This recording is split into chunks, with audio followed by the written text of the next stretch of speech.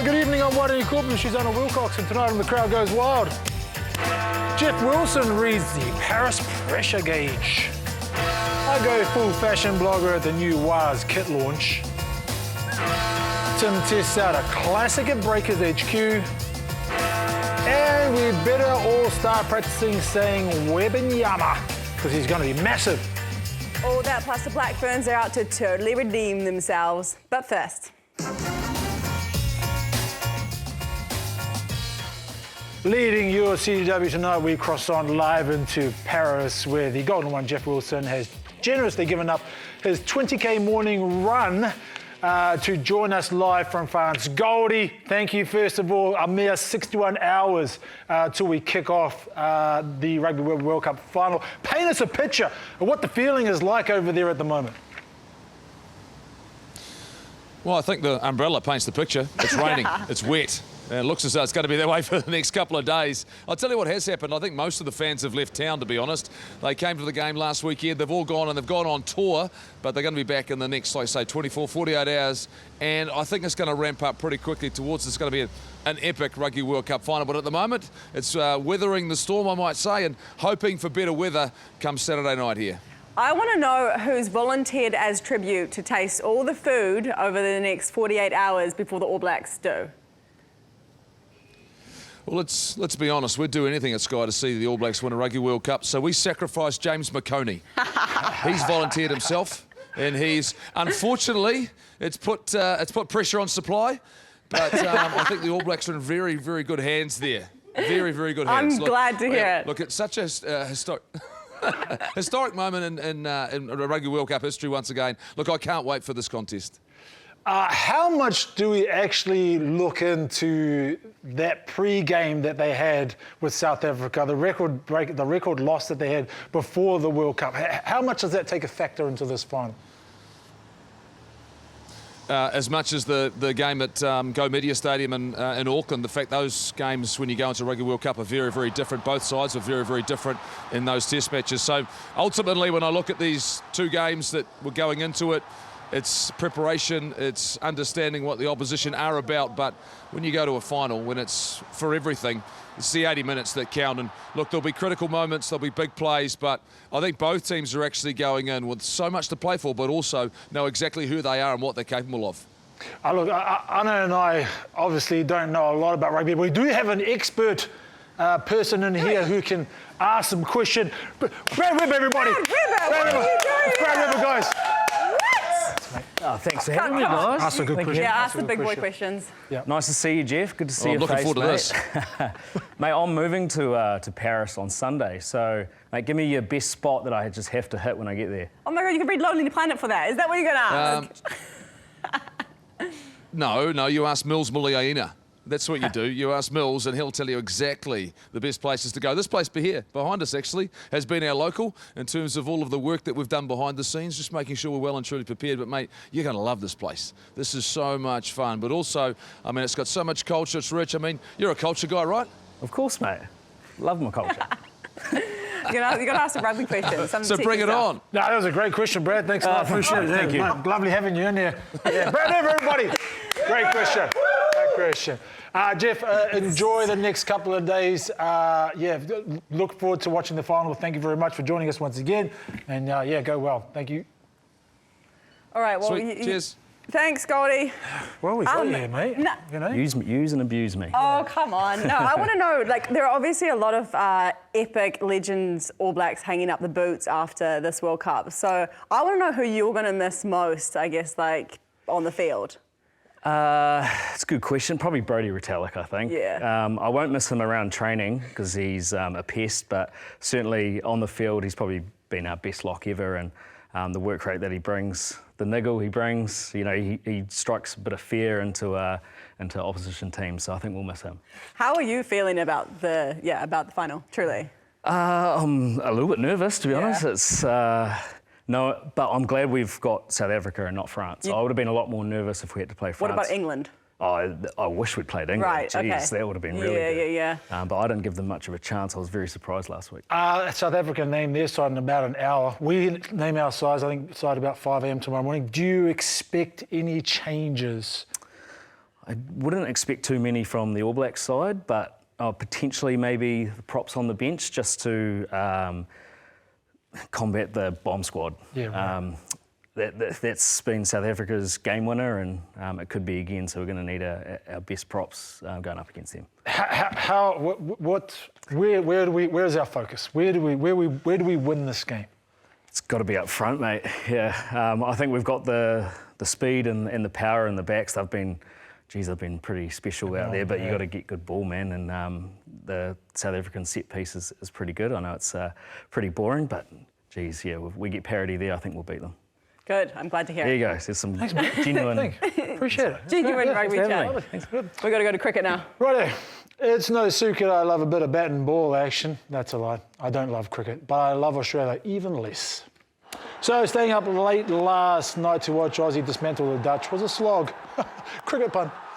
And Glenn Maxwell goes to 100. He has now picked up the fastest World Cup 100 of all time. Just 40 deliveries.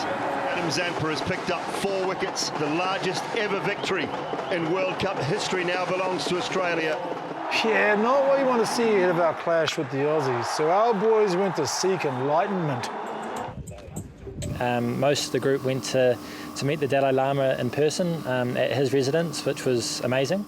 And apparently the Dalai Lama reckons the Aussies are cheats too. But our boys are thriving in the north. Fresh air, the ability to get outside and the accommodation we've had here has been awesome. But yeah, I mean, it's a beautiful ground. It's awesome to show up for work and, you know, get stuck in at such a cool place. And yeah, the cricket as well is just a bonus. Bonus seems a bit chill. I want to rev up from you, Will. Yeah, time to switch back onto cricket. There's 2 days of training coming up, which is going to be really important just to get back into the swing of things. And then, yeah, it's a challenge we're all really excited for. Yeah, not quite the fizz level I was hoping for, but we can work on that. That was an absolute demolishing. I was reading about that game, and Glenn Maxwell, who obviously killed it, he was complaining massively about, like, it wasn't even at half-time. It was kind of like middle of the game, I think, during the Dutch batting. Look at this.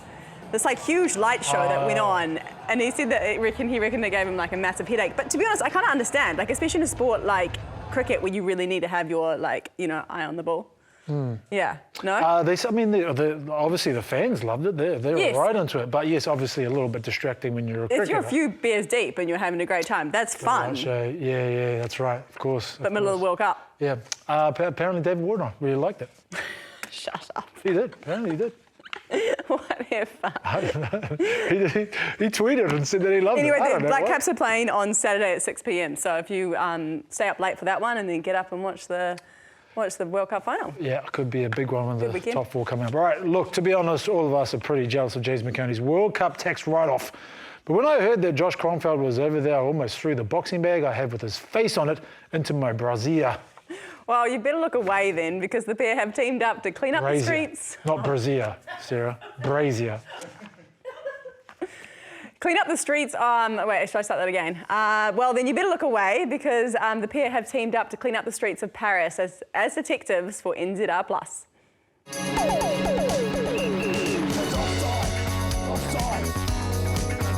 Stop him, he's quick.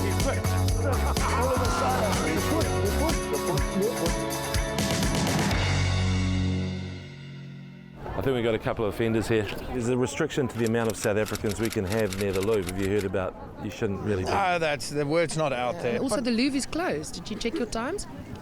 Is that true? Did we check? Did you check? No, I didn't check my times, no. It's all about planning, boys. All about planning. We love to share in South Africa. I don't know about New Zealand, but we're not sharing the cup though. Fighting words, but the rugby cops have spotted some undercover players. Fellas, stop him. He's quick. He's quick. He's quick. He's quick.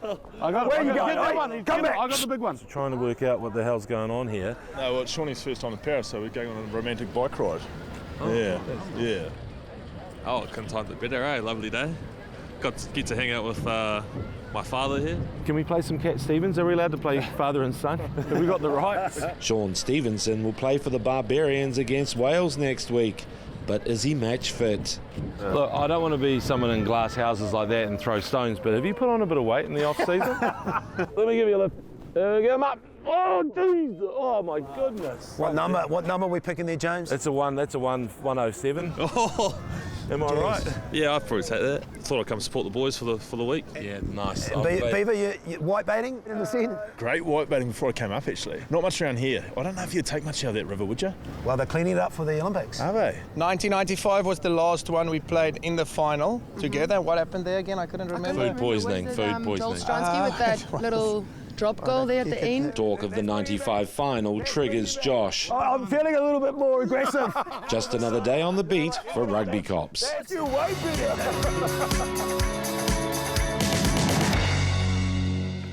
That hilarious woman there, by the way, is like she's a retired famous South African netballer that Storm recognised, but I don't think they realised it. She was hilarious. Yeah. Yeah. Very, very funny. Yeah, it's very interesting. The legit question whether the boys actually eat the night before the game. Of course they eat. Just be safe and don't eat anything. Oh, yeah, but you got to, I hear what you're saying. Just something that you've grown yourself or something. I don't know. But the game on Sunday, the game on Sunday, the Auckland Marathon's on at the same time. So if there's ever a good excuse to not do it, this would probably be it. Or to run really, really fast so that you can. Is that a valid reason to start drinking at 8 o'clock in the morning? Yeah, 100%. Okay, cool. Mimosas, though. Thanks. Mimosas. All right. Glad you said that. After the break, Storm has a nipple story. Tim has a breaker story. I have a warrior story. So you run this.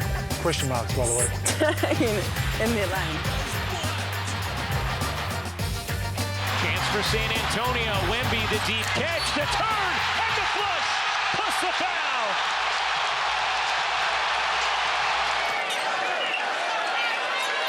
And on the night that Victor Wembanyama debuts, it is the Dallas Mavericks who emerge victorious. 126-119, the final in San Antonio. It just seems unfair, really, isn't it? It's like you've bought your new 2K NBA game and you've just made a player who is ridiculously huge and good. How tall was he? I don't know. They're all massive, but is he particularly massive? He's huge. Oh, okay. He is, and his limb, he's like an octopus. His limbs are huge. Yeah. And it's like they're holding like a tennis ball instead of like a basketball, you know what I mean? When their hands are wrapped around it. Still couldn't help them get up over the Mavs, obviously, though.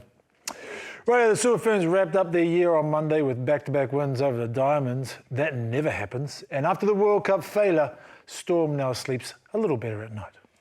The series also unearthed future superstar goal shoot Amelia Walmsley, who has had a faster rise to stardom than Y has on OnlyFans, which is super fast. Subscribe. How much of a whirlwind has the past few weeks been for you? Yeah, it's been really crazy. Like, even every time I go out and sing the national anthem, it just feels very surreal and very, very crazy, like how this has all happened. It's all happened very fast. Yep, this year alone, the 19-year-old has gone from having her first full-time ANZ Premiership contract to starting for the Silver Ferns against England and Australia. What was it like playing Courtney Bruce? You can be honest. Be honest, okay. She's cheeky, man. Like, especially when the umpires aren't looking. She's very chatty, so having to be physically strong but also mentally strong is something too. But yeah, it's a great opportunity. I tell you what, Bruce had her work cut out for her. At 6'4", Amelia even makes me feel short. Best and worst thing about being so tall? The best thing is that it's great for a sport like this. Yeah. When people ask what my strengths are, my height definitely helps, especially in the position that I play. Worst thing, finding a boyfriend taller than you. It's probably, I've got one now, I'm so lucky. And probably just like having to answer the same question all the time, or like having to know what to say when people are like, oh my gosh, you're so tall. You're like, your mother was a hamster and your father smelt of elderberries. Fun fact, Amelia's father was actually a black cap and probably smells like linseed oil and sweaty gloves. With your height, did he ever try and get you to kind of roll the arm over? Because you'd be a great fast bowler, I'm sure. Totally. We lived in a cul-de-sac when I was little, and we always, there were so many kids on our cul-de-sac. It was so great. Every single night, in daylight savings, we'd be out playing, backyard street cricket, we called it, and all the boys would come down, and Dad would come down sometimes, and he'd always try and get get us into it. He's still trying with my little sister. Yeah, he definitely wanted us to for so long, but netball was my sport, not cricket. I mean, you're a silver fern now, so he's just going to have to deal with it. I know. I love it. Dunedin students will be kicking off their end-of-year exam week in classic Dunedin style, dusty and exhausted. Before the bacon and eggs get cracked out for the World Cup final on Sunday morning, they get to witness the Black Ferns take on Wales under the roof at Forsyth Bar on Saturday afternoon. How bloody good. And after a tight loss to France last weekend, the Black Ferns are ready for some redemption. You know, as hard as it was, we needed that, and it really has shaped us this week to look at like the little things and help us, you know, be better. It's the first time since 1997 the Black Ferns have played in Dunners, and a lot has changed. The Backstreet Boys are no longer #1, and the stadium has a roof. We're thinking that we're going to have a lot of people there this weekend, try and play in front of a different crowd. So I know there's a lot of people from Southland, Invercargill coming up to watch. She's acting coy, but really Amy Duplessis knows this because her fan band is coming up from her hometown of Invercargill. Layla Saee will make her first ever test start and has her answer to planning to take on her first challenge as a Black Fern is the same answer I have when someone asks me what I'm dressing up as for Halloween. I think I'm just going to be me. That's how I got in the spot, how I got in the team. So just being me. Nice girl. 1997, I was like 3 or 4. Were you like 25? I was 17 years old. Wow. Yeah, forging my way through the rugby league ranks. But yeah, that should be. Get along to that, guys. Yeah, heck yeah.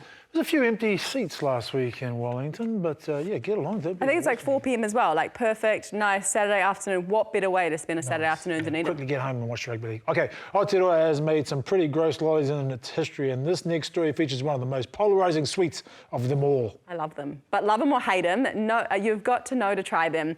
I mean, you've got to try them to know them. There's Tim. You've got to try to know them. Here's Tim introducing a few of our favourite ballers to the Golden Rectangles. The Break Show is back from America, ready to show us their goodies. It's good to see you. How was America? Are we doing an interview now? Yeah, can we do one? Okay. And being the cultural advisor for any other imports, I bought the goods. Oh, I got a pineapple lump. Big fan. Oh, man, help yourself. If you know, you're on a diet. It's more of a dinner thing. Oh. Is it possible if I can come in and offer the team pineapple lumps? No, we just lost a game. No sweets. Oh, I'm always been the cool uncle. Don't worry, I got the lollies, boys. Yeah. Have you had one of these? I don't know. I don't think so. Wow. Yeah, you've been here 2 years, brother, and you've never had one of these. This is a pineapple lump. This is a classic New Zealand thing. It's chewy. Chew on that, brother. Chew on it. Good. Yeah? Yeah. One's that chocolate base. Yep. Oh. You know, is this a life-changing moment for you right now, Will? I think we just got married. It's interesting, eh? Yeah. At first it wasn't my favorite, but now as I keep chewing. Is it candy corn? Candy corn. I mean, you know, in the States, like, it's life. You know. Candy corn is larger than life. This is our candy corns. Oh yeah. Yeah. So this is a Halloween treat? No. We just have it every single day. Oh, okay. Yeah. Oh, it's unbelievable. All right, man. Can you get them from anywhere? Yeah, you get them from the service station, man. You heard it here first, man. Alex McNaught, 6 Weet-Bix. Hey, this is only before training. I swear I can do more. Here's your lunchbox, son. Thanks, Dad. I pack him a lunch every day. That'll be someone, eh? And it's supervised crowd goes wild. They're playing, by the way, at 7:30, literally right after the show. You might have to change channels, but you don't turn the TV off. It's 36ers as well. Nice. Right, still to come on the show, Joey Manu bats his eyelashes at all of us. A new dynasty has begun at the Warriors. And the miracle drug for your World Cup nerves.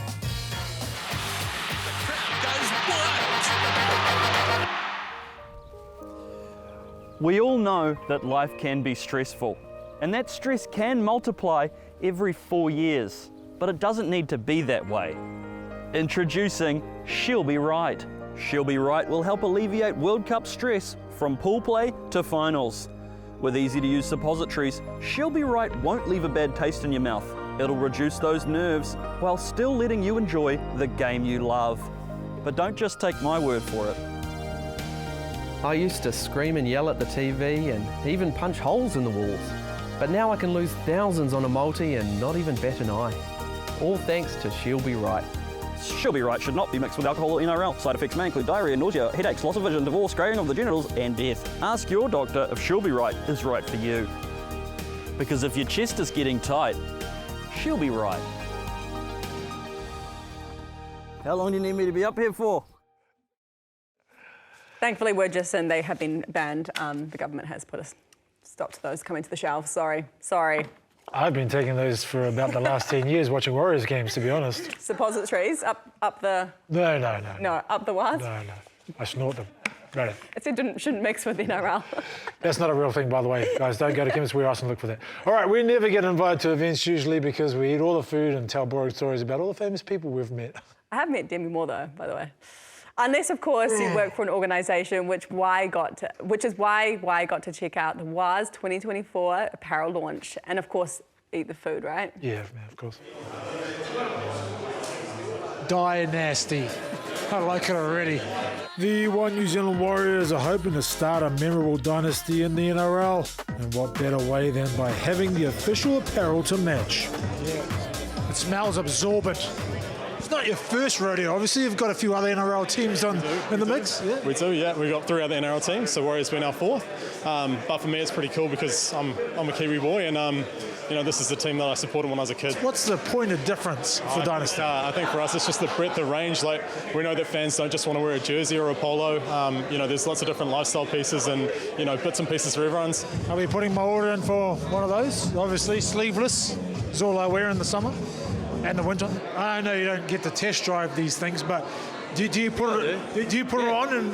Well, I went and did a couple of sets of 6 the other day. I had a referee there telling me get up off the ground, get back behind the line. Boo. I ran up and down the sideline. I did a Dylan Walker, sat down, stood up, sat down, stood up. Is it true? Do we sell the most sort of merchandise throughout any team in the NRL? We're up there, absolutely. There's bigger markets out there like Brisbane, one team town, and now Redcliffe's got out there. So Queensland's a strong market, but across the board, we're up there with most of them, mate. I reckon we've got the best gear without doubt in the NRL, and everyone's really proud to wear it, which is awesome. Your thoughts? Mate, it speaks a lot of vibrancy and ocean, Samoana. Yeah, definitely. It's very fashionable this time of year. It is, definitely fashionable. Oh, I like this one. Look at the Māori designs. And how lucky am I? I was gifted one of the new jerseys straight off the mannequin. Koopu. The crowd goes wild. Hey. There he is. Yeah, it's really cool. The decal is really, really cool. Obviously, everybody in the office got sent a little promo kit with the new jerseys in it, except for me. Did you not? Whose is this? This is James McOnie's. It's a 3XL. All right. As we've discussed, it's a huge weekend for crazy Kiwi sports fans, but for leagueies, there's a big highlight. A fair dinkum trans-Tasman shrimp on the barbie double header. The Kiwis take on the Kangaroos for the first time since last year's World Cup semi-final. And after last week's demolition of Toa Samoa, they're feeling good. Well, obviously the scoreboard was pretty good, especially the 0. That was something we were chasing. Defence is our main priority, and we know that wins games. So, yeah, it's really pleasing that we got the 0. I think we're always hunting for strong defence, and defence in any team's always the catalyst of big results. Defence. There were some pretty saucy attacking highlights too. The ripping and the tearing. The ripping and the tearing. What I'm talking about. My wife's somewhere around here. Hopefully she's not. Are you saying on her seat or what? Not ideal, probably the first thing that's happened to me, but I was trying to find a jersey straight away. I was a bit sloppy, I reckon, after the few days and few holidays, so... Nothing sloppy about it. The double header kicks off Saturday with the Kiwi Fins taking on the Jillaroos first at 8 p.m. Oh, I didn't know we still had footage of Andrew Mulligan at the pool party thing. Rightio, the WXV is in full swing and the Black Ferns are looking to totally redeem themselves as they take on Wales and Dunners. The team were struggling to find their flow against France, so Taylor thought she'd help them find it. The creative flow, that is.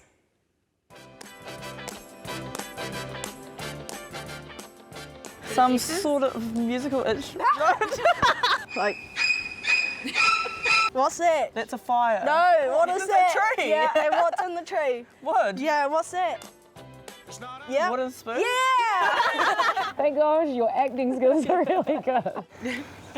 Oh, shit. Is this usually a good pairing? Usually we're on the same page. I don't actually know what they look like. Some sort of flower? Yeah. Rose, red. No. My colour, what's my hometown colour? Yellow. Yeah, and people wear it for like remembrance. The daffodil. Yeah! Time to ramp it up a bit. That is not easy. A dragon. No! Yeah, I do know Wales is famous for dragons. Fish. Happy fish. Think about the country. Fishing. Like really big. Two big fish. Think of the country. Are we doing Wales? Yeah. Wales! Even the simplest things are hard. Spud. Potato. Kumara. Is it a vegetable? Yeah, it was a vegetable. And a pot and a soup. Crouton. What? Okay, resort to plan B. Tomato. What is this? Is like, what's happening to the house? Raining? Yes. How's it getting into the house? Spitting. A leak. Yeah. I think you guys passed. I think that was great. Don't ever do a leak for me again. That's embarrassing. I'm gonna go Google what a leak looks like. And a daffodil. There's some horrific drawings of Wales. Yeah. All right, thanks guys. Have an epic weekend. How good.